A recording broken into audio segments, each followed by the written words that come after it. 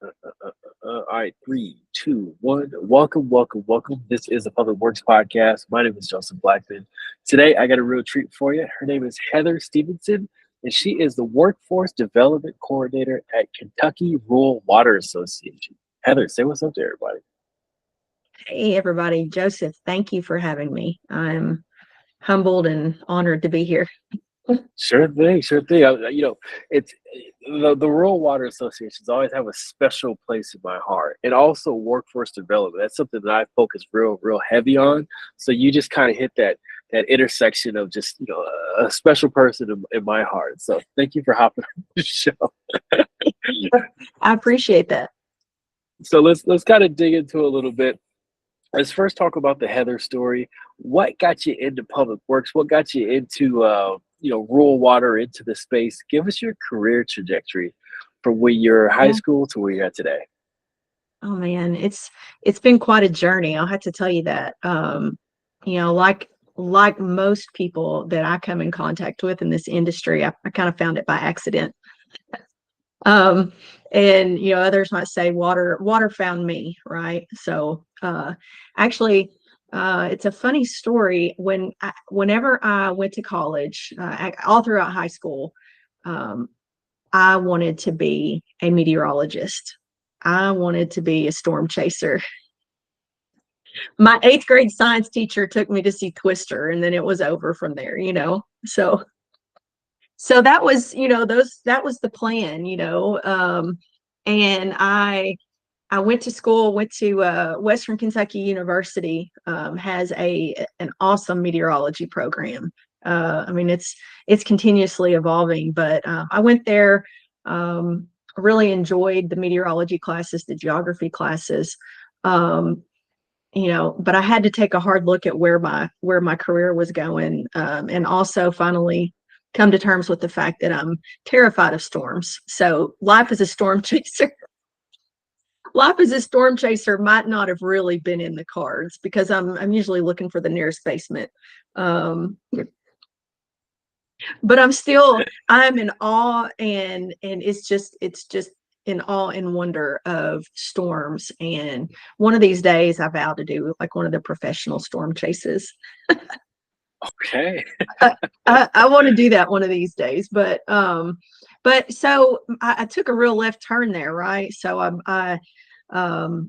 I went from meteorology to trying to figure out what it was that I was going to do with life, and I found corporate and organizational communications. There was a degree path that was just really broad, and that's what I liked about it. And at the time, um, pharmaceutical sales was a hot and trending career path, and so the corporate organizational communications was a pathway to that or something like it. Um, but then of course, as I went along, and even after I graduated, something I had to learn about myself is that sales, um, and sales commissions, that's not what drives me.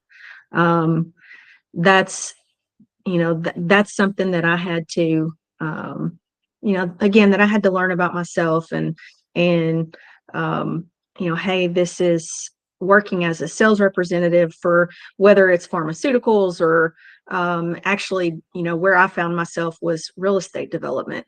I started working in real estate, worked for a local developer. And again, the money, the commission didn't drive me. The trying to sell something to someone that I knew wasn't the perfect fit, or wasn't what they were looking for, that wasn't for me. And so I was doing some soul searching, and I found another left turn, right? I found an opportunity to work through, with an out of school youth workforce program, trying to help kids go to school, or find a career path. And whether it's on the job training or some sort of technical training, that's where I found myself. And it was like, for the first time, I had meaning, um, and trying to help others pursue, figure out what it was that they wanted to do, and find their career paths. And so, um, that was my entry into workforce programs on a local level, and then started working more on a regional level, working multi-counties with the Workforce Innovation and Opportunity Act. It's federal workforce dollars, again, trying to help out-of-school youth either going to college or finding work experience opportunities to find, where they wanted to go. It was at that time that I met, I worked for, it's called an area development district. In our state, in Kentucky, there are 10, 15 area development districts in our state, and they work on in a regional capacity with economic development, with workforce issues, senior services. I mean, a whole just plethora of things. But one of my coworkers there was the supervisor of the planning department. And one of the roles that the planning department played was regional water management planning.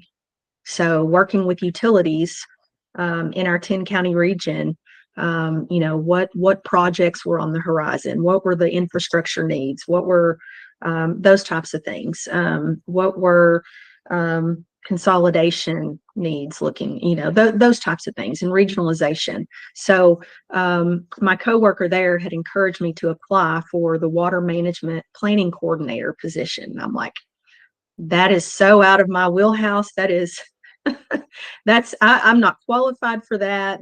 I don't know anything about it.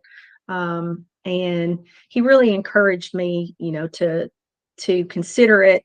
I actually passed on it the first time around, which looking back, I'm like, man, it would have been that much sooner that I would have found my calling. Right. But I passed on it the first time around, but I will say, it's one of the issues with workforce development is job descriptions, because the job description for that position, it said engineering background preferred. And I'm like, well, that's definitely, that definitely rules me out, so there's a need across the board to revisit job descriptions. That's kind of a step up on my soapbox there, but it made me feel unqualified to even consider it. But when the position came open again, about a year and a half later, I said, okay, let's take a look at this. And whenever I accepted the job and started interacting with my local water workforce, the boots on the ground, the operators, I mean, it just clicked. It just clicked, because you see that as a rule, the majority of them, they're very passionate about what they do. They're you just want to help them. You just want to work with them and help them in any way that you can. So that was the real round, the long version of how I got to where I am now. So started working in the water sector then. And then comes, of course, as a water management coordinator, I started working and trying to get familiarized with other industry or other organizations in the industry. That's when I, learned about rural water. I attended several rural water conferences just as part of my own professional development and trying to figure out the water world, right? And that's kind of how I got introduced to rural water, but I had no idea all of the services that they provided. And then, of course, continuing my role at the ad and working as the water coordinator, I had learned that Kentucky Rural Water was starting an apprenticeship program, that it was that they were trying to get it off the ground. And, I'm like, man, that is something that is highly needed. I saw it in our region. One of the things that I learned from our operators with my workforce background, I saw it immediately. I'm like, there is a shortage. They are struggling to find people, to keep people. We need to get them in touch with this resource and this workforce resource. And so it was like, I was already trying to figure out how to combine my my past experience and my network from the workforce, from the workforce industry, trying to figure out how to bring that into the rural water realm. And then here comes rural water saying, hey, we want to start an apprenticeship. So, and then they approached me and said, hey, we want you to take it and run with it. And it's like the position was curated for me. It almost felt that way because, with a background in workforce development, and then, with my relationships with utilities, it really just kind of went from there. So, You said a lot there, and we're gonna unpack a lot of it. But I love your left turns. Like, what do you say? Happy accidents. What do you say to somebody who's they're like, man, this isn't the path. Like you said, they're working on commission, and they just not really feel like selling the product to somebody who doesn't need it, but they need to make a sale. And what do you say to those people who are in that position now to like continue to make those left turns till you find your way? that's exactly it. And something especially, we're still coming off and rebounding from COVID. I think a lot of people found themselves at that place where they were ready to make a left turn, because what we saw, they called it the Great Resignation. A lot of people in the middle of COVID, they're saying, I don't know what tomorrow holds. I don't know what, I don't think I want to go back to this job that I hate, um, there were so many unknowns. And one thing was, hey, one thing I do know is that I'm not going to continue, going to this job that I hate day after day. I want to find something with purpose, and I want to find something with meaning. And I think that we saw a lot of people taking that left turn, during that Great Resignation. You saw mass exodus from jobs. And so I tell people, what I would just say to people is, don't be afraid. Don't be afraid to take the left turns. And, it's not too late. I see people coming into this industry that they worked an entire career somewhere else, and then they found this by accident and say, man, I wish I would have found it sooner. But it's not too late. I have apprentices that are in their 40s and 50s, but they're willing to learn, and they see this as a new career. So, keep searching and find that something that is that, that provides you a feeling of purpose. Sure, sure. And speaking of that great exodus, and we saw it firsthand. I mean, the restaurant workers, they stopped showing up, so they, the service got diminished. The contractors, they couldn't find good talent anymore. But let's talk about the rural water side.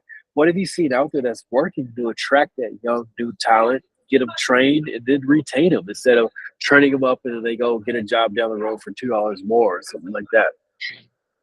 You know, that has that is one of the struggles, but it's something that it's worth the struggle, because it's worth it to find those the younger generation that is looking for that purpose, and showing them that they can find it here.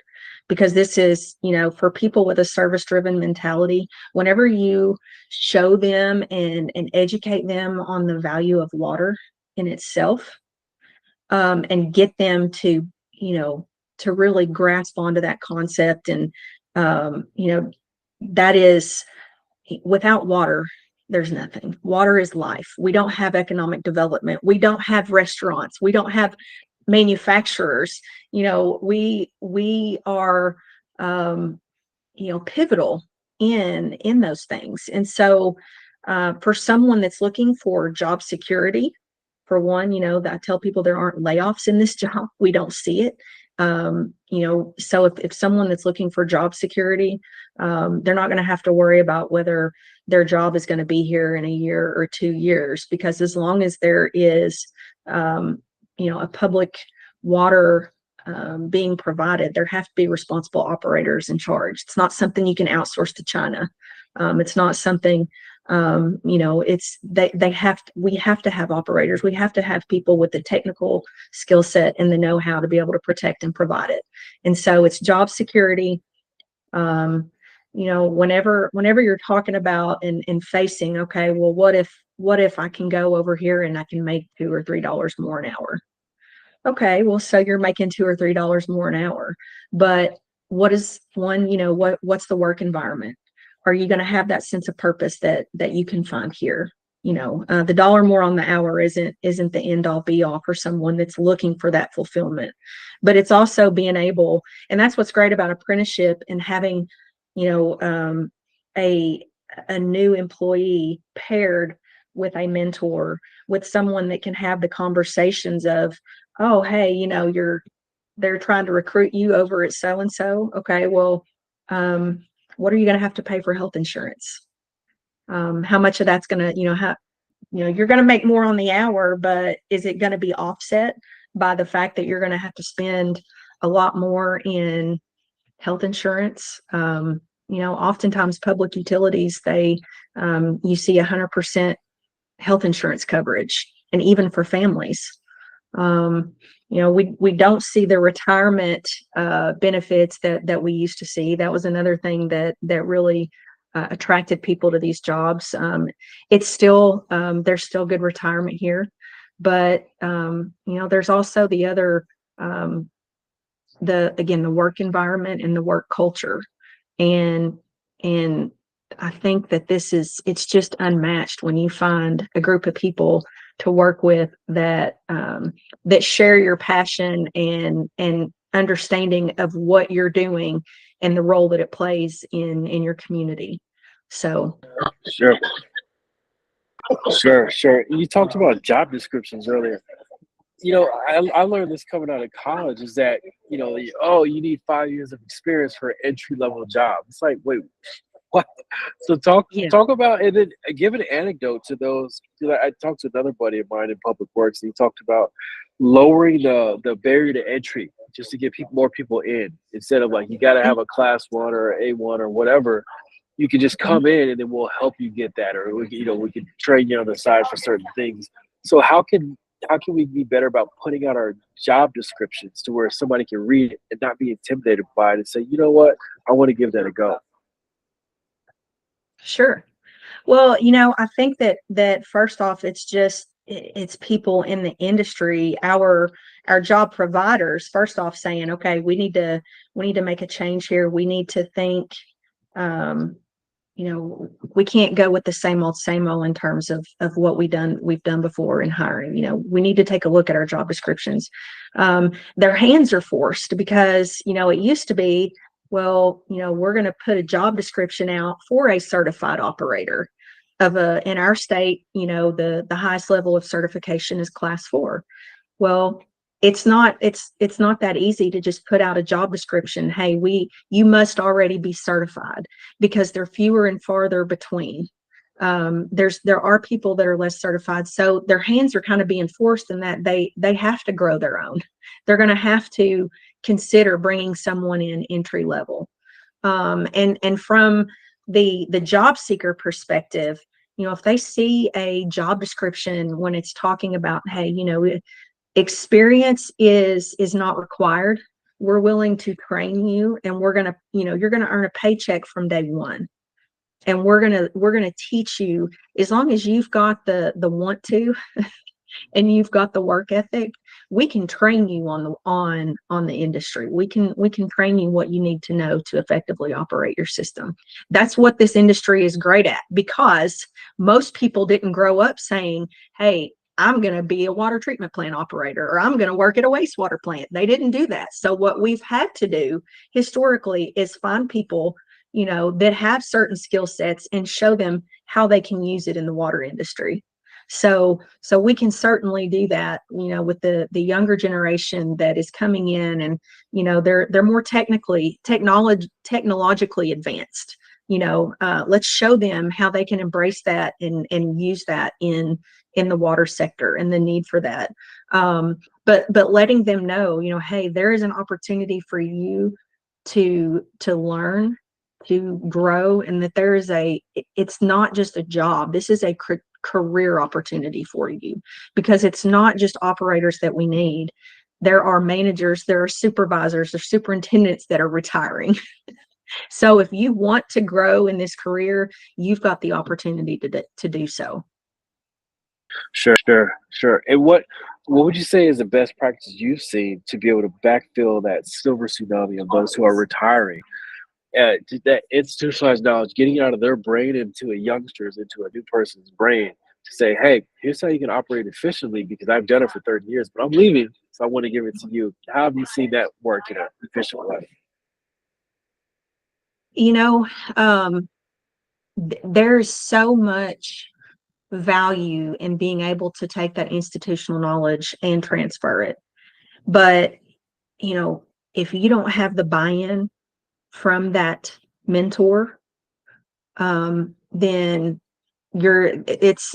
I've learned that the mentorship aspect can make or break it, because you can have somebody that knows everything there is to know about that system, but are they willing to share it? And they're not always willing to do that. And there's different reasons I've seen. Some of them think that this is I'm potentially training them to replace me with someone that they don't have to pay as much, or so they're keeping things close to the vest. Or, maybe it's just that they look at it as glorified babysitting. They don't want to, I don't have time to train somebody. They don't know anything. I got too much work to do.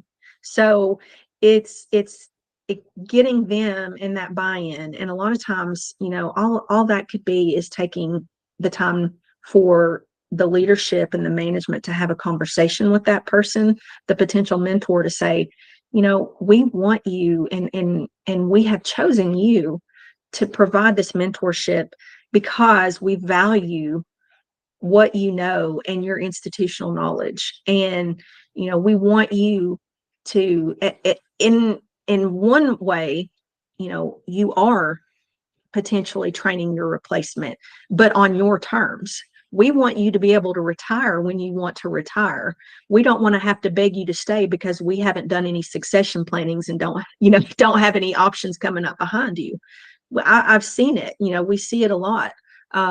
People, they are eligible to retire, but there's 3-4 systems knocking on their door saying, hey, if you come work for us, if you're not ready to hang it up yet.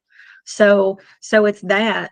But then it's also getting them to understand, if you're sharing this knowledge, you're also sharing the workload, because especially in rural systems, if you got one operator, the responsible operator in charge, then who's the one that can't take a vacation without their phone ringing off the hook?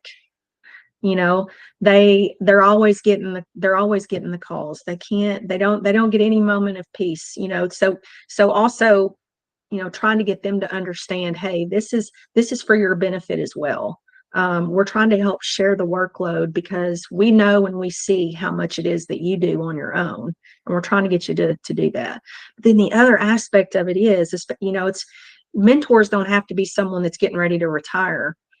The selling point to the managers and the decision makers to form a mentorship and an apprenticeship relationship is, you're also having the opportunity to cultivate your leaders, because you've got a new apprentice coming in and you need to train them to be an operator, but you see this mentor as being the next potential supervisor or lead operator.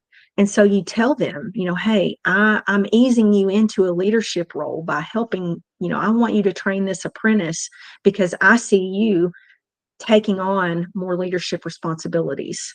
And so it's really trying to, to show and shine the importance on the mentorship aspect of it, and the opportunity to cultivate not just good operators, but to cultivate leaders. That's a good point, because in my line of work, you always have to find the guy who's ready to give up that information, like you said, to pass it on to the next generation or to the next worker. And usually, Yeah.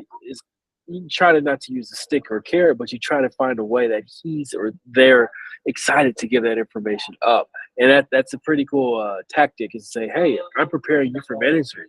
So, this is kind of your foray, your toe in the water into management.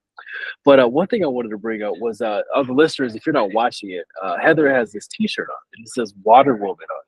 So I want Heather to talk about what's the T-shirt about. I mean, we know Wonder Woman; it's got the same Wonder Woman logo and all that. But tell us what the Yeah. Water Woman T-shirt's about.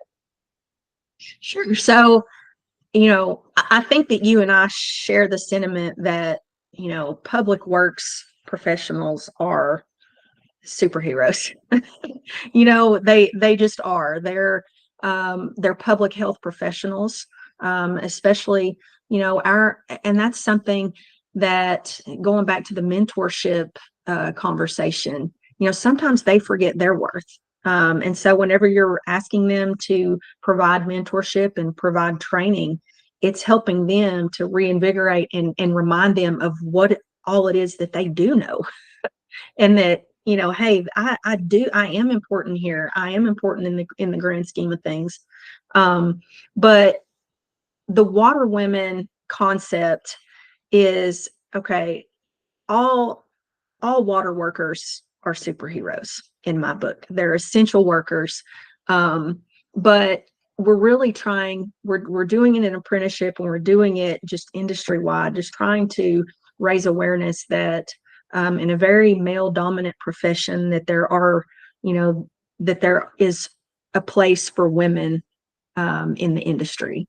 And some of the best operators I know are women. I have some fantastic female mentors to our apprentices. And so I guess it was last year, Kentucky Rural Water. We had seen the success of women in water. Other organizations that are really highlighting women in the industry. And so we started, we have a couple conferences a year that we offer. So at our management conference last year, we held our first Women of Rural Water event. And it didn't do anything but just solidify the fact that there's a need and a desire for women to be able to come together and say, hey, there's actually more women in the industry than we realized. There's a whole room full of them here. I want it for in our apprenticeship program. I want young women to be able to see that there are women who have come before them, that have succeeded, that are, again, even though it's a very male driven and male dominated profession, that there are women who have made wonderful careers of this. They are more than willing to mentor others. And so it's the water woman that's just us saying, hey, we see you, we see what you're doing. We want you to know that you're not alone. It's an opportunity for us to network. It's not, something for us to say, hey, we need special treatment because we're women. It's not that at all. It's not saying, we need our own table. It's just saying, hey, we're looking for a seat at your table, and we have a lot to bring to the conversation. And I think that it's just been so powerful, because even for us and rural water staff, it's like we're more aware of how many women are attending our conferences, and be like, man, it seems like there's a lot more women here this year than last year, and so on. Like, we're seeing a trend where we're seeing more and more females in our industry, not just as operators, but the other roles that it could be the general managers of utilities. We're seeing more female general managers. We're seeing our accountants, our CPAs. There's so many roles to fill at a utility, and it's just saying, hey, we see you, and there's a place for you here as well. And again, for my apprenticeship program, to be able to offer and to show that, and to recognize for for my young apprentices, my female apprentices, to recognize that, I think it's so powerful. And we just graduated our first female apprentice in August of last year. And so Cool. it's just, it's exciting for me and for our industry. And so to be a water woman, it's a badge of honor. So Sure, sure. And when I think of the rural water community, I would say it's pretty fitting for women because it's different than like the big city water community. The rural water, it's smaller. I feel like you have to be more nurturing because it's a town of, let's say, 150, 500, 1,000 people. So you can kind of get to mhm. know people more. So I think it is, I would say it's more fitting, but it's fitting that women are starting to gravitate towards the rural water side, which is pretty cool. And actually, Well, in that, and that is, all yeah. right, Sorry, go ahead. nope, you got it. No, I was just going to say, it's really been an initiative of the apprenticeship program on a national level. We're promoting diversity, equity, and inclusion, and the um, if a utility should be reflective of the community that it services, we know that communities are 52% women. So, if the workforce is going to be reflective of it, then we want and need more women in the industry, and it's just exciting to see. And we're actually, another initiative of the apprenticeship program is youth outreach, and we've spent a lot of time with that. And so, to be able, we had a career fair that we attended. It was a regional career fair just outside of Louisville last fall. And we took a couple of our apprentices, and it was the attendees. There were high schools all over the state of Kentucky that came, and it was like a construction career fair. So it was kind of like, have you ever heard of like Touch a Truck, where they can come and they see construction equipment and they can sit on it? It's kind of like that, but just on a larger scale. I mean, they were taking students up in bucket trucks, to show them about the energy industry. And one of the things that we did was we had one of our participating utilities did a fix a leak. So they had a pipe and they had clamps, and we had two of our apprentices, one of them being one of our young female apprentices right out of high school, that are trying to get people to come over and work on this leak.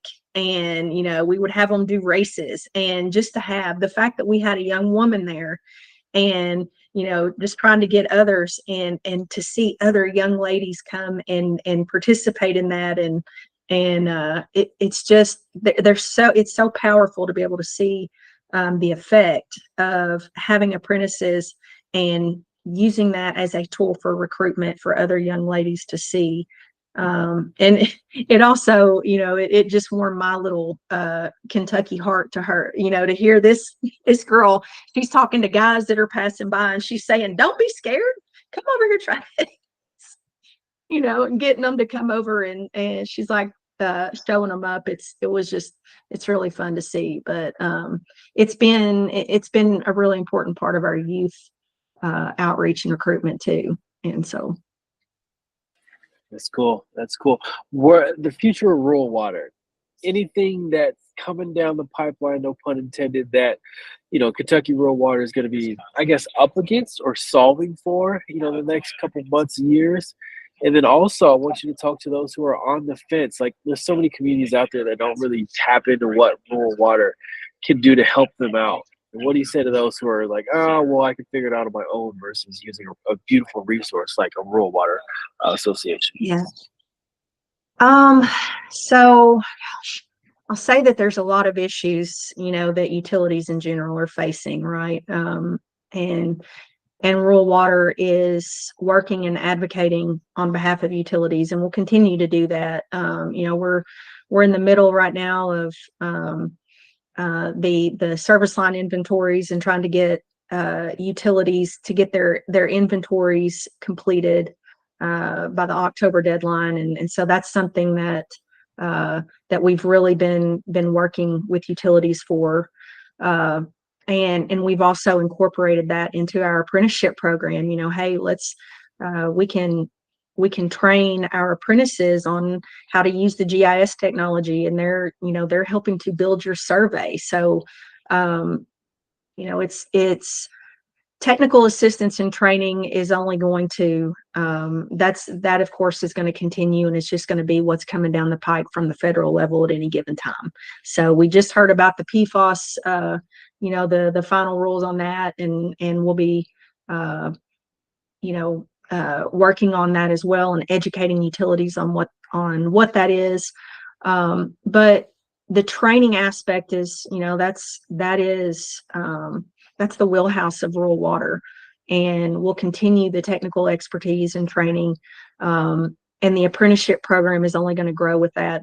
We've seen the apprenticeship program evolve. We got 30 apprentices active across the state right now, and it's that's going to grow. My intention in the future is to have our own apprenticeship instructor, our apprenticeship trainer. We've actually partnered with our counterpart in Indiana, the Alliance of Indiana Rural Water. They have a dedicated apprenticeship instructor, and we've had a wonderful partnership with them to help train our apprentices on core curriculum. And so, in my goal is to have our own dedicated full-time apprenticeship instructor, and that's only going to elevate our program even more. So a lot going on, but we stand at the ready, to help and assist. And I would say for those that aren't, or that are hesitant, I would just encourage them not to be, because not just rural water, but other people at utilities that have been there and done that. That's another thing I love about this industry. There's always somebody that's willing to talk about what they've dealt with, or how they responded to this issue or that issue. All you got to do is ask. Some people, they're so concerned with, if I ask, they're going to know that, I've been here for 10 years and I don't know the answer to that. Don't look at it that way. Don't be afraid to ask, because there's going to be someone there that's more than willing to offer assistance and guidance on how to help. And rural water is, again, that's what we're here to do. Our motto is to help utilities help themselves, and that's what we want to do. Sure. All right, let's say Heather's commissioned to put up a billboard. This billboard is in the most trafficked area of your part of Kentucky. What ask of your community in regards to rural water would you put on this billboard?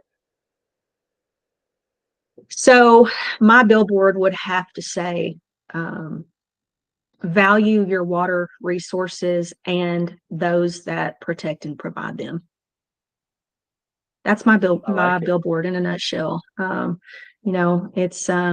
It hits every audience, and there's talking points for different types of audiences, whether it's the general consumer. Don't take your water for granted. It's not infinite, it's finite.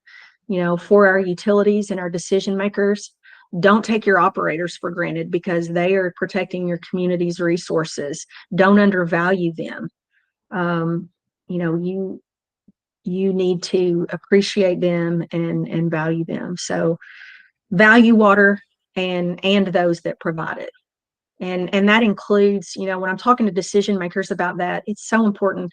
We're seeing historic amounts of funding being injected into our physical infrastructure, and it's long overdue, right? We see failing infrastructure, we see aging infrastructure, and there is historical amounts of funding that's being spent to upgrade our physical infrastructure. But if we're not spending any money on the human infrastructure, then there's something wrong. Because I liken it to, you're spending all these, millions of dollars on upgrading your physical infrastructure. Come to Bowling Green, Kentucky. That's where rural water is headquartered, in Kentucky, right? Right down the street is the National Corvette Museum and the Corvette manufacturing plant. So if you come and you pick out a brand new Corvette with all the bells and whistles, right? Everything that your heart desires on a new Corvette, new car, are you going to hand the keys to somebody that doesn't even have a learner's permit? Probably not, right? So why would we do that? Why would we do that? You know, when we're finally on board with investing in our physical infrastructure, let's invest in the human infrastructure, in the training to make them competent and capable of efficiently operating your system. Love it, Heather. Thank you for saying that. Thank you for hopping on the podcast today. To all the Yeah. listeners out there, make sure you share this with somebody who you think needs to hear it. Heather, any final words before we get out of here?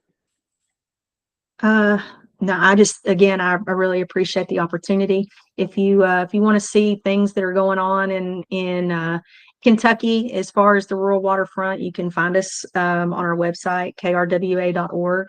We're on social media. We're always, trying to highlight the things that our communities are doing, and we're trying to tell our story, because that's another thing we've got to get better doing in this industry is telling our stories. So 100%. 100%. Thanks for saying that.